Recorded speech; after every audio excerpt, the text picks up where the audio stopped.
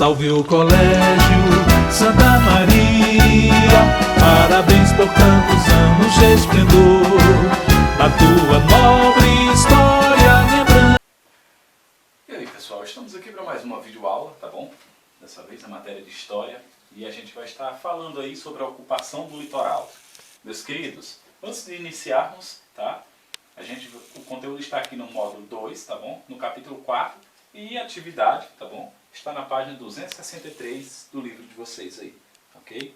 Veja bem, mas o início do conteúdo está na página 261, e se vocês desejam acompanhar pelo livro, tá? Na página 261 do livro de vocês é o início do conteúdo, a ocupação do litoral, ok? Veja bem, meus amados, se você observar, para dar início aí ao conteúdo, voltando aqui à página anterior, tá? Você vai ver, tá bom, que de fato, até nessa foto aqui mostra que as primeiras casas, tá? Elas estavam bem próximas ao litoral. Aqui está o mar, tá bom? Muitas embarcações aí. E as primeiras casinhas, as primeiras vilas se formando, tá? Esse quadro aí, tá? Retrata mais ou menos a realidade do Brasil, tá bom? No início do século, no início da colonização. Queridos, a gente vai dar continuidade ao conteúdo, tá bom? Adentrando aí, falando aqui sobre a ocupação do litoral. As primeiras vilas e cidades fundadas no território brasileiro situavam-se bem próximo ao litoral. Só para você saber, o litoral é a área próxima ao mar, tá? À beira-mar. E essas primeiras moradias, essas primeiras vilas se localizavam próximo ao litoral porque tinha a vantagem de facilitar o embarque de mercadorias, de produtos, tá bom? E até mesmo de pessoas naquela época. Eu não sei se a gente já falou em outras aulas, mas naquela época a única forma de transitar entre um país e outro e também de um lugar para outro, muitas vezes dentro do próprio Brasil, era por meio do mar, tá bom? Nas embarcações. Então assim, para as cidades, para as vilas que estavam à beira-mar, ou seja, na área litorânea, era mais fácil o embarque de mercadorias e de pessoas nessa época. Veja bem, a Europa na época era um grande parceiro comercial do Brasil, um dos primeiros parceiros comerciais do Brasil. E por algumas cidades brasileiras estarem começando a se desenvolver naquela época e se formar as primeiras vilas, elas eram litorâneas também porque facilitava isso aí, o embarque de mercadorias, tá bom, para a Europa. Veja bem, além disso, nesse período aí, os portugueses tinham pouco conhecimento do interior do Brasil, tá bom, e automaticamente essas áreas interioranas do Brasil eram inóspitas, tá bom, e muito difícil de digamos assim, serem colonizadas, porque na época havia muitos registros assim até de ataques de indígenas, tá bom? Há pessoas que se aventuraram pelo território interiorano. E digamos assim, essa colonização do interior do Brasil, ela foi se dando aos poucos, principalmente incentivada pela pecuária, tá bom? Que no Brasil se desenvolveu logo após digamos assim, a produção açucareira. Veja bem.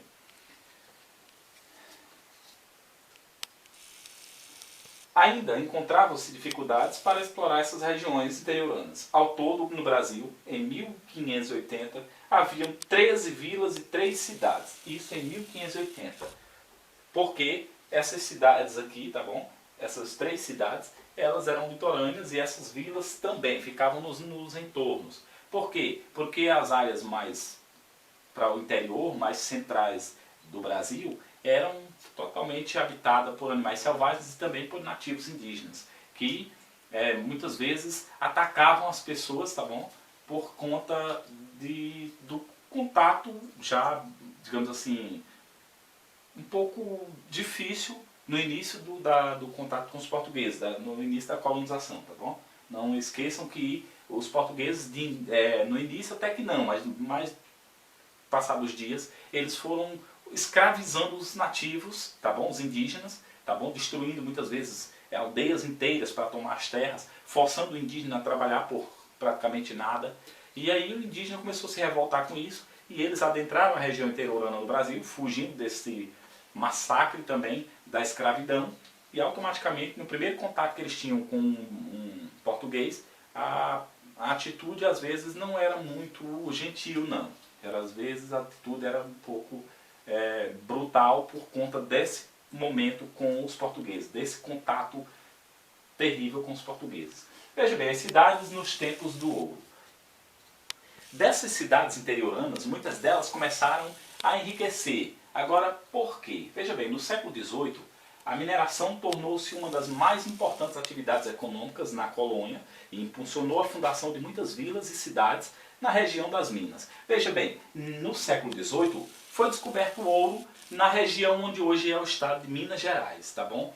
E não foi só uma mina isolada, na verdade foram várias minas, tá bom? Muito ouro ali extraído naquela região, o que incentivou pessoas a vir de outras regiões, de outras vilas e cidades e procurar se distanciar, se fixar, ou fixar residência, por assim dizer, na região ali de Minas Gerais. Por quê? Com o interesse de enriquecer nas minas de ouro, tá bom? Porque como havia sido descoberto o ouro, esse foi um grande incentivo. Veja bem, muitas vilas e cidades na região das minas começaram a se desenvolver, se formar nessa época aí, tá bom? E aí impulsionou automaticamente o mercado naquela região do ouro. Por quê? Porque foram encontrados pedras preciosas e ouro, tá bom, em grande quantidade nessa região. Nessa época, muitas pessoas migravam para essa região das minas, tá? Minas, só para você saber, era o local onde se encontrava ouro, tá bom? E eles tinham interesse em enriquecer justamente extraindo ouro.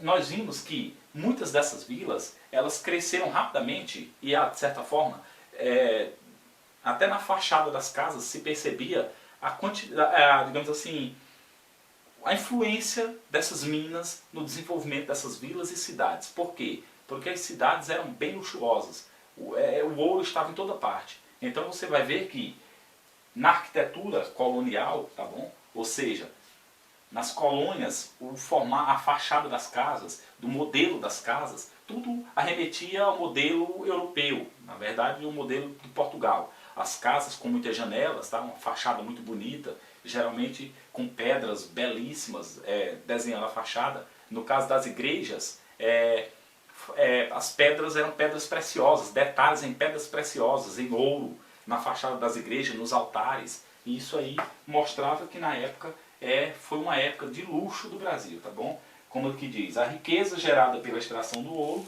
teve influência na arquitetura das cidades mineiras, nas cidades do Ouro Preto, por exemplo, na cidade de Ouro Preto, Olinda e Salvador, e também em outras cidades. É possível notar que a influência era marcante, até mesmo nos dias atuais essas cidades denotam uma arquitetura linda, um grande poder aquisitivo a existir aqui naquela época que ainda remete até os dias de hoje. As igrejas eram banhadas em ouro, as paredes, as pinturas, os detalhes, muito ouro no altar da igreja, nas fachadas se colocava pedras preciosas para enfeitar a arquitetura, a fachada da igreja, tá? Então assim, gente, mostrava que naquela época o ouro, digamos assim, influenciou de forma geral, tá?